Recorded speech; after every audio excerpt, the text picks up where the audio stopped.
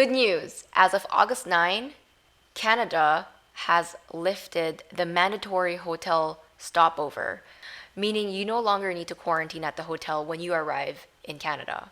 And they've also eased up the restrictions for fully vaccinated travelers.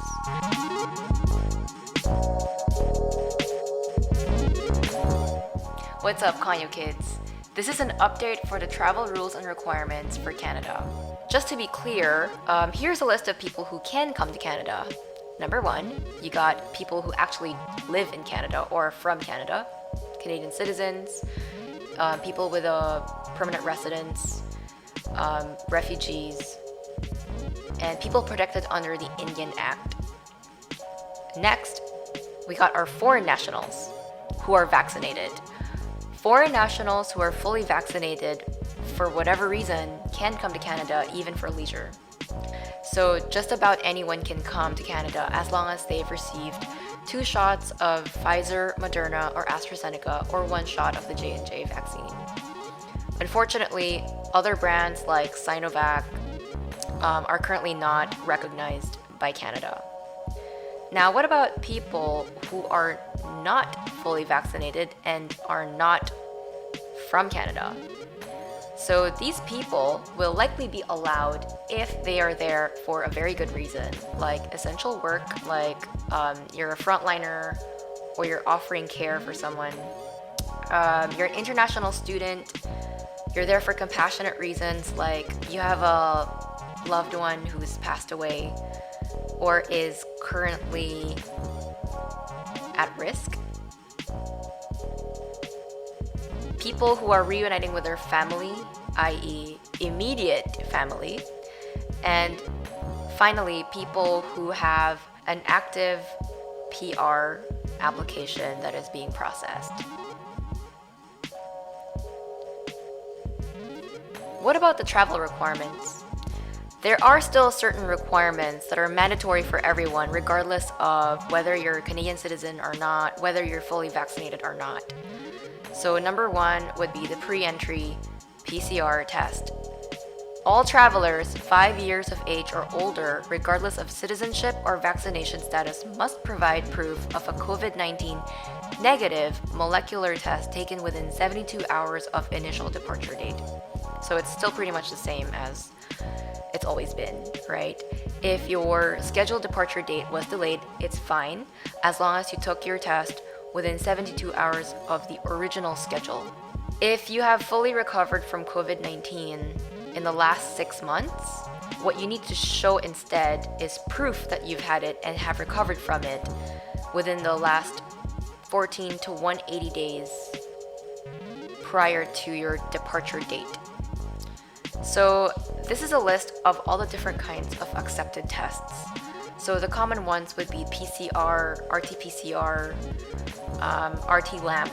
Rapid antigen is not accepted because it doesn't indicate whether you have COVID-19 at the moment. All it shows is that you've had it at some point in the past and that your body has antigen for it. The second travel requirement is the proof of vaccination. Now, if you're not fully vaccinated, but you know that you're qualified or exempted to travel, that's fine. But for people who are there for leisure, you definitely need to show a proof of vaccination. The third one is easy. You just have to install the app ArriveCan in your mobile device and accomplish the form within 72 hours before your travel. If you're fully vaccinated, it will ask you for the dates of your vaccinations, the brand, and the country where they were administered. If you're not fully vaccinated, you have to provide your quarantine plan. So there's just a bunch of questions that you have to answer.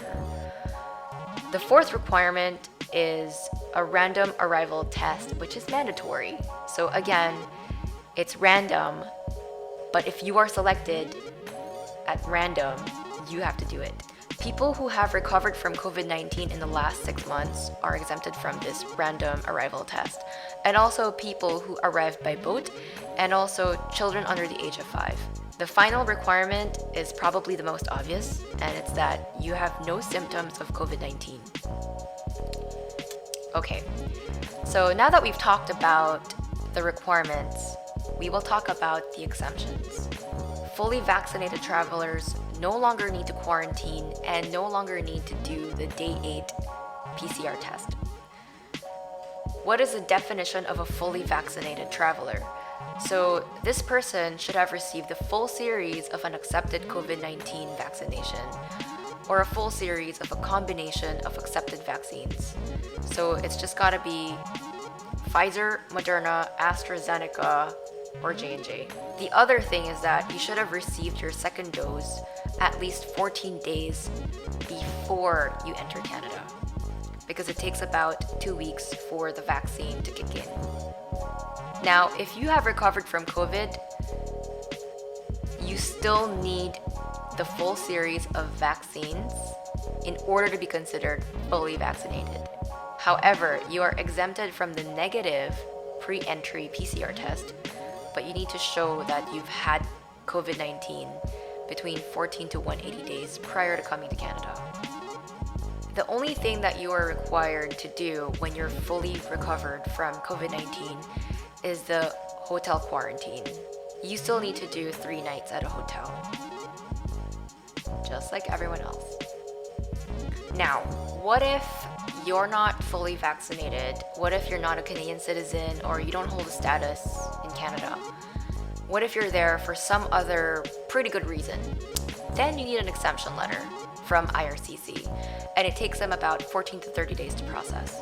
So the recommendation is that you only book your travel once you've received an exemption letter from IRCC, because then you'd know that your plan is secure.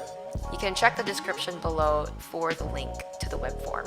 So depending on the reason that you're there, whether it's for compassionate reasons, reuniting with a family, you've got a work visa or a valid job offer, or you're a student, there are different forms that you have to fill up, and you can find all of the links below. If you're not fully vaccinated, then you still need to do the hotel quarantine. Foreign nationals who come to Canada for compassionate reasons still need to quarantine.